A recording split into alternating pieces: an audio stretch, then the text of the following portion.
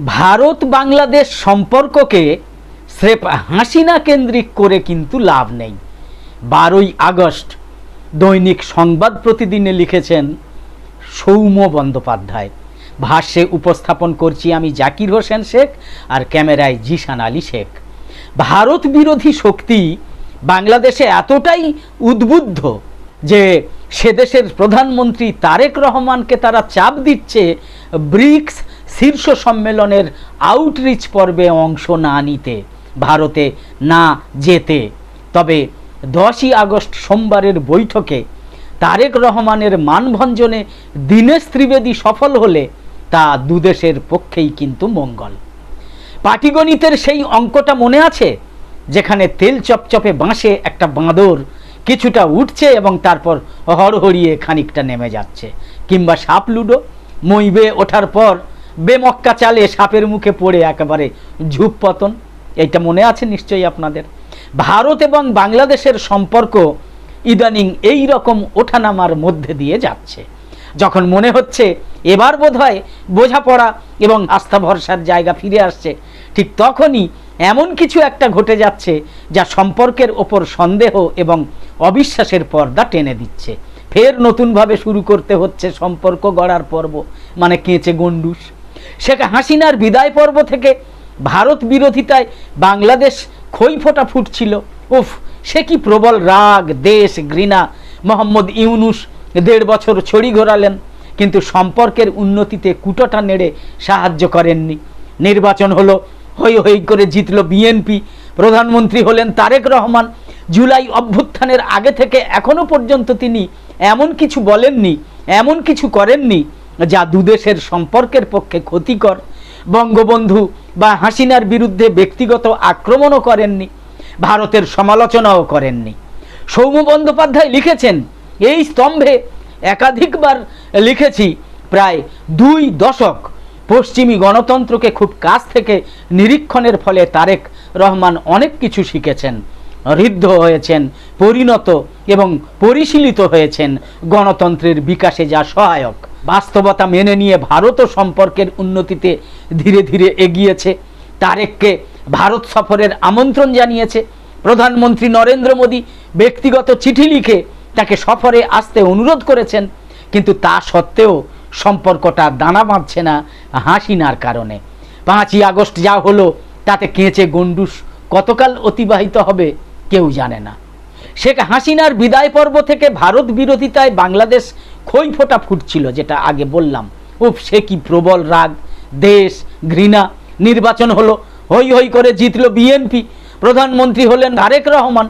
জুলাই অভ্যুত্থানের আগে থেকে এখনো পর্যন্ত তিনি এমন কিছু বলেননি, এমন কিছু করেননি যা দুদেশের সম্পর্কের পক্ষে ক্ষতিকর। তারেক রহমানের পক্ষে হুট করে ভারত সফরে আসা যে সম্ভবপর নয়, নয়াদিল্লি তা জানে। তারেকও জানেন যে ভারতকে চটিয়ে ভারত বিদ্বেষে ধুনো দিয়ে টিকে থাকা কঠিন। ভারতের স্পর্শকাতরতাও তাঁর জানা বলেই প্রথম বিদেশ সফর হিসেবে বেজিংকে তিনি বেছে নেননি। মালয়েশিয়া গিয়েছেন, সেখান থেকে চীন। ভারত সেই সফরের দিকে নজর রাখলেও প্রকাশ্যে এমন কোনো মন্তব্য করেনি যাতে পারস্পরিক আস্থা এবং ভরসায় ধাক্কা লাগে। বস্তুত এই কমাসে একটাবারের জন্যেও সাউথ ব্লক থেকে এমন কোনো বিবৃতি দেওয়া হয়নি কিংবা মন্তব্য করা হয়নি যাতে পরিস্থিতি বিগড়ে যায়। বরং দীনেশ ত্রিবেদীর মতো রাজনীতিবিদকে হাই কমিশনার করে পাঠিয়ে প্রধানমন্ত্রী নরেন্দ্র মোদী এই বার্তাই দিতে চেয়েছেন যে কূটনৈতিক দক্ষতার চেয়ে রাজনৈতিক বিচক্ষণতার উপর তিনি ভরসা রাখতে চান। দীনেশ ত্রিবেদীও কালক্ষেপ না করে জানিয়েছেন ভিসা দেওয়ার সংখ্যা ধীরে ধীরে আগের অবস্থায় নিয়ে যাওয়া হবে, পর্যটক ভিসা দ্রুত চালু করা হবে, আরও বেশি ভিসা কেন্দ্র খোলা হবে। ভারত জানে ভিসাই বাংলাদেশের সঙ্গে সম্পর্ক উন্নতির জীবনকাঠি। যৌক্তিকতা থাকুক বা না থাকুক, একথা অনস্বীকার্য যে ঢাকার কাছে এখন সবচেয়ে স্পর্শকাতর হচ্ছে হাসিনার ভারতবাস। যদিও তারা জানে দুনিয়া ওলটপালট হয়ে গেলেও হাসিনাকে ভারত ঢাকার হাতে তুলে দেবে না, দুঃসময়ে বন্ধুর পাশ থেকে ভারত সরে যাবে না। ভারতও জানে হাসিনাকে ফেরত পাওয়ার দাবি না জানিয়ে ঢাকার উপায় নেই।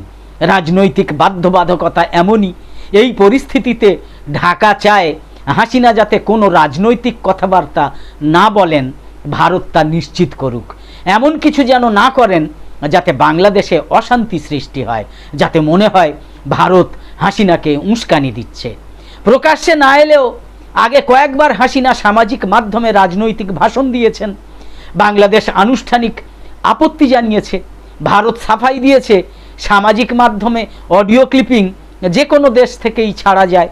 বাংলাদেশ সে নিয়ে বিশেষ বাড়াবাড়িও করেনি, কিন্তু এবার করলো দুটো কারণে। প্রথম কারণ, হাসিনা রাজনৈতিক বক্তব্য দেওয়ার জন্য 5ই আগস্ট দিনটাকে বেছে নিয়েছেন বলে ওই দিনই তাকে দেশত্যাগ করতে হয়েছিল। ওই দিনটা অভ্যুত্থানের দিন হিসাবে চিহ্নিত, ওই দিনটা ঘিরে অনেক আবেগ। দ্বিতীয় কারণ, বাংলাদেশের আপত্তি আমল না দেওয়ায়। ফরেন করেসপন্ডেন্টস ক্লাবের আয়োজনের কথা জানাজানি হওয়া মাত্র বাংলাদেশ আনুষ্ঠানিকভাবে প্রতিবাদ করেছিল, দাবি জানিয়েছিল ভারত যেন ওই অনুষ্ঠান বন্ধ করে দেয়। ঢাকা ভেবেছিল তাদের আপত্তিকে গুরুত্ব দিয়ে নয়াদিল্লি হয়তো পদক্ষেপ করবে সম্পর্কের খাতিরে। তাদের সেই ধারণা নস্যাৎ হওয়ায় ঢাকা মনে করছে বাংলাদেশের সরকার এবং হাসিনার মধ্যে ভারত সম্ভবত হাসিনাকেই বেছে নিতে চাইছে। রাষ্ট্র এবং ব্যক্তির মধ্যে ব্যক্তিকে প্রাধান্য দিতে চাইছে। ভারত হয়তো ভাবছে আজ হোক কাল হোক হাসিনা দেশে ফিরে ফের ক্ষমতা দখল করবেন, আবার ফিরে আসবে দ্বিপাক্ষিক সম্পর্কের সুসময়। ভারত সেই সলতে পাকানোয় সাহায্য করছে। ঘটনা হলো, হাসিনার অডিও ভাষণ অন্তরালে থেকেও বিভিন্ন সাংবাদিকের প্রশ্নের উত্তর দেওয়া, নির্বাচিত সরকারের বিরুদ্ধে রাজনৈতিক বিষোদগার, তীক্ষ্ণ বাক্যবান এবং ঘৃণাবর্ষণ বাংলাদেশ সরকারকে প্রচণ্ড ক্ষুব্ধ করেছে। 5ই আগস্ট রাতে বাংলাদেশ সরকারের বিবৃতি তার প্রমাণ। প্রতিবাদী বয়ান কূটনৈতিক দৃষ্টিতে অত্যন্ত কঠোর। কোনো বন্ধু দেশ এই ভাষায় বন্ধুর সমালোচনা করে না, অসন্তোষ প্রকাশ করে না। ভারত বারবার বলেছে হাসিনার বক্তব্য সরকার অনুমোদন করে না, তার আচরণের সঙ্গে ভারতের কোনো লেনদেন নেই। তিনি কথা বলেছেন এক বেসরকারি মিডিয়া মঞ্চ থেকে, যাতে সরকারের কোনো ভূমিকা নেই। কিন্তু ঢাকার ক্ষোভ, ক্রোধ এবং উষ্মা প্রশমিত হয়নি তাতে। ভারত বিরোধী শক্তি এই ঘটনায় এতটাই উদ্বুদ্ধ যে প্রধানমন্ত্রী তারেক রহমানকে তারা চাপ দিচ্ছে ব্রিক্স শীর্ষ সম্মেলনের আউটরিচ পর্বে অংশ না নিতে, ভারতে না যেতে। বাংলাদেশের প্রধানমন্ত্রী হওয়া সত্ত্বেও তারেককে বিমস্টেকের চেয়ারপারসন হিসাবে আমন্ত্রণ জানানোকে তারা অসম্মান মনে করছে। এই মহল ক্রমাগত তারেকের কানে বিষ ঢালছে, কান ভারী করছে, বলছে ব্রিক্সে যাওয়া ঠিক হবে না। ভারত এবং বাংলাদেশ নিছক প্রতিবেশী নয়, একে অন্যের পরিপূরক। এই সত্য দুই দেশের রাজনৈতিক কাণ্ডারীদের অনুধাবন করতে হবে। হাসিনার সংবাদ সম্মেলন, বিএনপির প্রতি তার তীক্ষ্ণ সমালোচনা ঢাকাকে যে ক্ষুব্ধ করেছে, সেই বোধ সাউথ ব্লকের অবশ্যই আছে। বিদেশ মন্ত্রক বারবার তাই বলেছে, ওই মঞ্চ থেকে যা যা বলা হয়েছে কোনো কিছুই ভারত অনুমোদন করে না। আওয়ামী লীগকে বাইরে রেখে বাংলাদেশের নির্বাচন ভারত ইনক্লুসিভ মনে করেনি, কিন্তু 5ই আগস্টের পর বিদেশ মন্ত্রক সে দেশের সরকারকে বৈধভাবে নির্বাচিত বা ডিউলি ইলেক্টেড গভর্নমেন্ট বলেছে। এই প্রথম বিদেশ মন্ত্রকের এমন প্রকাশ্য ঘোষণা। ঢাকার বোঝা উচিত এমন মন্তব্য সম্পর্ক স্বাভাবিক করার আগ্রহেরই বহিঃপ্রকাশ, ইতিবাচক ইঙ্গিত। এটা বাংলাদেশের মনে করা উচিত। হাসিনাকে আশ্রয় দেওয়া গণতান্ত্রিক বাধ্যবাধকতা, কিন্তু তার অর্থ এই নয় যে ভারত পদে পদে হাসিনা কার্ড খেলে বাংলাদেশকে বিব্রত, ব্যতিব্যস্ত এবং অস্থিতিশীল করতে চায়। তাতে ভারতেরই অমঙ্গল। যারা তারেক রহমানের কান ভারী করছেন তাদের বোঝা উচিত সম্পর্ককে স্রেফ হাসিনা কেন্দ্রিক করে লাভ নেই। ব্রিক্সের মতো বহুপাক্ষিক আসরে বাংলাদেশের প্রধানমন্ত্রী দিল্লি এলে সেটা তার কূটনৈতিক বিচক্ষণতারই পরিচয় দেবে। গণতন্ত্র এবং কূটনীতিতে সংলাপ গুরুত্বপূর্ণ। এনগেজমেন্ট ইজ দ্য কি। 12ই আগস্ট সংবাদ প্রতিদিনে লিখেছেন সাংবাদিক সৌম্য বন্দ্যোপাধ্যায়, বিশ্লেষক সৌম্য বন্দ্যোপাধ্যায়।